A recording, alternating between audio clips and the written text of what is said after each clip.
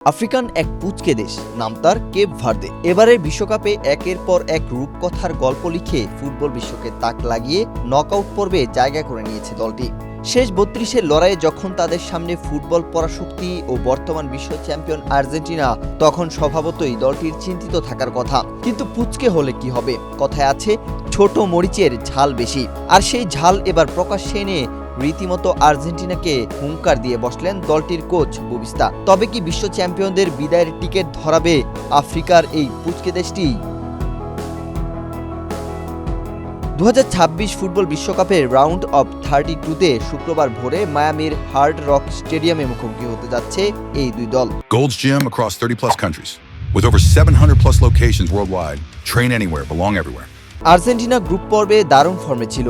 Knockout পর্বে Cape ভার্দের সাথে দলটি স্বস্তিতে থাকবে বলে অনেকে ধারণা করেছেন, কিন্তু কেপ ভার্দে মোটেও সেই স্বস্তি দিতে নারাজ। গ্রুপ পর্বে দারুণ নৈপুণ্য দেখিয়ে সাবেক দুই বিশ্ব চ্যাম্পিয়ন দলের সাথে ড্র করে দারুণ ফর্মে রয়েছে দলটি। এবার আর্জেন্টিনাকে দিয়েছে কঠিন লড়াইয়ের কড়া বার্তা।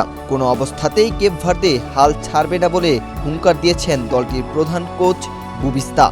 ম্যাচের শেষ বাঁশি বাজা পর্যন্ত মাঠের লড়াই চালিয়ে যাওয়ার ঘোষণা দিয়েছেন তিনি।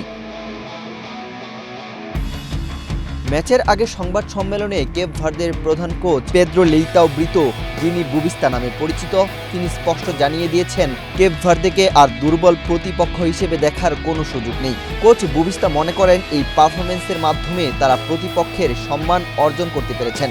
ম্যাচটি তাদের জন্য কঠিন হলেও প্রতিপক্ষকে সমস্যায় ফেলে জয় ছিনিয়ে নিতে মরিয়া থাকবে তার দল।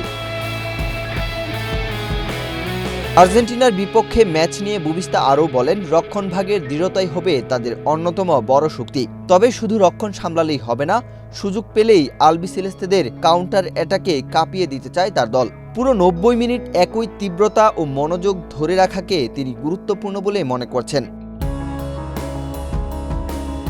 আর্জেন্টিনা ও কেপ ভার্দের মধ্যকার এই মহালড়াইয়ের বিজয়ী দল সরাসরি বিশ্বকাপের শেষ ১৬য় জায়গা করে নেবে।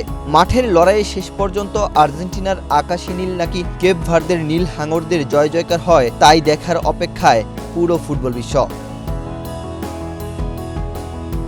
ওয়াহিদ হুসাইন জিহাদ, বাংলাদেশ প্রতিদিন।